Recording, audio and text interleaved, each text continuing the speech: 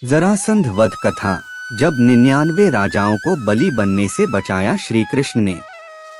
श्री कृष्ण की शरण में जो भी आया है उसे भगवान ने हर मुश्किल से मुक्त कराया है। इसका सबसे बड़ा उदाहरण वो राजा हैं जिनके एक पत्र को पाकर श्री कृष्ण उन्हें बचाने के लिए पहुंच गए थे। ये वो समय था जब महाराज उग्रसेन की सभा लगी हुई थी। महाराज उग्रसेन अपने दरबारियों और मंत्रियों, राजपुरोहितों, गुरुजनों एवं विशिष्ट जानकारों के बीच सभा में सुशोभित हो रहे थे और इस सभा को महाराज उग्रसेन के पार्श्व में विराजित वासुदेव भगवान श्री कृष्ण और बलराम अलौकिक दिव्यता प्रदान कर रहे थे। सदैव की भांति आज भी दिव्य लोकों से आगत देवादि गर्धावादि इस सभा के दर्शक थे। इन्हीं आगतों में विशिष्ट उद्देश्य से उपस्थित एक ब्राह्मण का आगमन भी हुआ। ब्राह्मण के मुख पर एक व्यग्रतापूर्ण मानसिक परिताप युक्त भाव भंगिमा परिलक्षित हो रही थी। उसके हाथ में एक पत्र था जिसको वह शीर्ष कृष्ण को सौंपना चाहते हैं। अंतयामी भगवान कृष्ण उसकी मानसिकता को ताड़ गए और ब्राह्मण की ओर उन्मुख होकर उसके आगमन के उद्देश्य के प्रति उत्सुक हुए। ब्राह्मण ने राजा उग्रसेन को अभिवादन करके कहा कि हे राजन, मैं मगध के कारागार में बंदी 99 राजाओं के द्वारा भेजे गए प्रतिवेदन का वाहक हूँ और उसको यथाशीघ्र भगवान कृष्ण को निवेदन करना चाहता हूँ। महाराजा उग्रसेन की आज्ञा पाकर उस ब्राह्मण ने 99 राजाओं का प्रतिनिधि प्रतिवेदन कृष्ण को सौंप दिया। कृष्ण ने सभा में ही उस पत्र को खोलकर पढ़ा, जिसमें जरासंध के बंदी गृह में अवरुद्ध 99 राजाओं ने बड़ी मार्मिक पीड़ा का वर्णन किया था।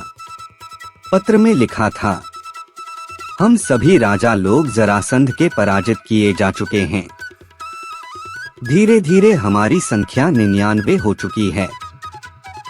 जरासंध का संकल्प है कि 100वां राजा पराजित होकर आने पर हम सभी 100 राजाओं को बलि पशु बनाकर यज्ञ में आहुति दी जाएगी।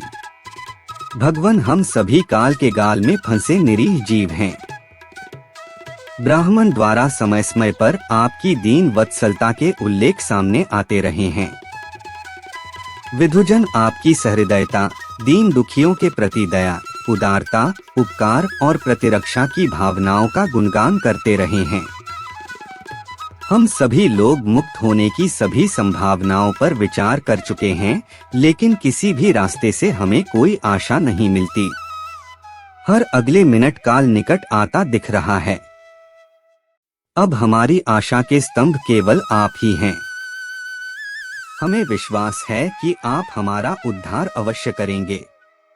राजा उग्रसेन की सभा में पढ़े गए पत्र ने जनमानस को विचलित कर दिया।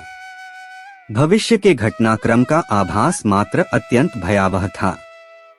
सभी अवाक थे और सभी की नजरें श्री कृष्ण पर थीं। सभी पत्र के उत्तर की प्रतीक्षा में थे। कृष्ण भी पत्र पढ़कर गंभीर हो गए थे। समाधान की अविलंबता का भाव स्पष्ट रूप से मुख पर दिख रहा था। अत्यंत संयत भाव में कृष्ण ने ब्राह्मण को प्रतिसंदेश देते हुए कहा, हे ब्राह्मण देव, निवेदन करता हूँ सभी राजाओं को मेरा संदेश देते हुए कहना, यथा संभव 100वां राजा आने से पूर्व ही वे जरासंध की यातनाओं से मुक्त होंगे। ऐसा मैं संकल्प लेता हूँ। भगवान श्री कृष्ण का संदेश लेकर वह ब्राह्मण राजाओं के पास लौट गया। सभा में एक अन्य ब्राह्मण भी एक पत्र लिए अपनी प्रतीक्षा कर रहे थे। अवसर पाकर वे विनम्रता पूर्वक आगे बढ़े और बलराम श्री कृष्ण के साथ राजा उग्रसेन की जय जयकार करते हुए प्रस्तुत हुए। सारी सभा फिर से एकाग्र होकर ब्राह्मण की ओर निहार रही थी। इन ब्राह्मण देवता की मुख मुद्रा प्रसन्नता और परितोष से युक्त थी। संदेश तो था लेकिन व्यग्रता नहीं थी। इसके विपरीत उत्साह जनित आमंत्रण की झलक दिख रही थी। वे आगे बढ़कर राजा उग्रसेन से भगवान श्री कृष्ण की सेवा में पत्र समर्पण की आज्ञा मांग रहे थे। अनुकूल संकेत पाकर हस्तगत पत्र कृष्ण के करकमलों में प्रस्तुत किया। भगवान ने पत्रवाहक ब्राह्मण से ही पत्र पढ़ने को कहा। ब्राह्मण ने पत्र पढ़ना शुरू किया। संपूर्ण जगत के आदि कारण सर्वव्यापी श्री कृष्ण के पाद पद्मों में अग्रज श्री बलराम जी और अन्य पारिवारिक पूज्यजनों को कोटि कोटि अभिवादन। जनार्दन हमारे गुरुजनों, याजिकों, यज्ञ करने वाले और ऋत्विजों, यज्ञ कराने वाले द्वारा इस जगत के कल्याण व अभ्युदय हेतु राजसूय यज्ञ संपादन के लिए प्रेरित किया जा रहा है।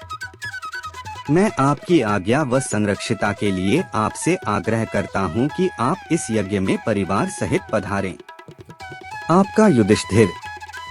भगवान श्री कृष्ण सपरिवार इंद्रप्रस्थ पधारे। राजसूय यज्ञ की भूमिका में आवश्यक था कि पहले शक्तिशाली राजाओं पर विजय प्राप्त की जाए।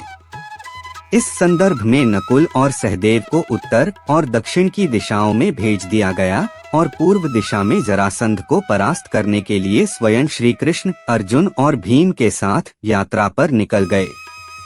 मगध पहुंचकर तीनों से ब्राह्मण का भेष धारण किया और जरासंध से युद्ध की भिक्षा मांगी। जरासंध हतप्रभ था, लेकिन वचनबद्ध होने के कारण उसने सहमति दे दी।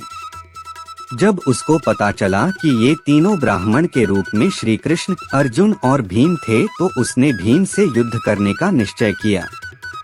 कई दिन युद्ध के बाद भीम के हाथों जरासंध का वध हुआ। भगवान श्री कृष्ण ने उसके पुत्र सहदेव को बुलाकर उसका राजतिलक किया और 99 बंदी राजाओं को मुक्त कराया। वे सभी मुक्त राजा भगवान श्री कृष्ण के प्रति उनका आभार व्यक्त करते हुए कृतज्ञ भाव से उनकी शरण में आ गए।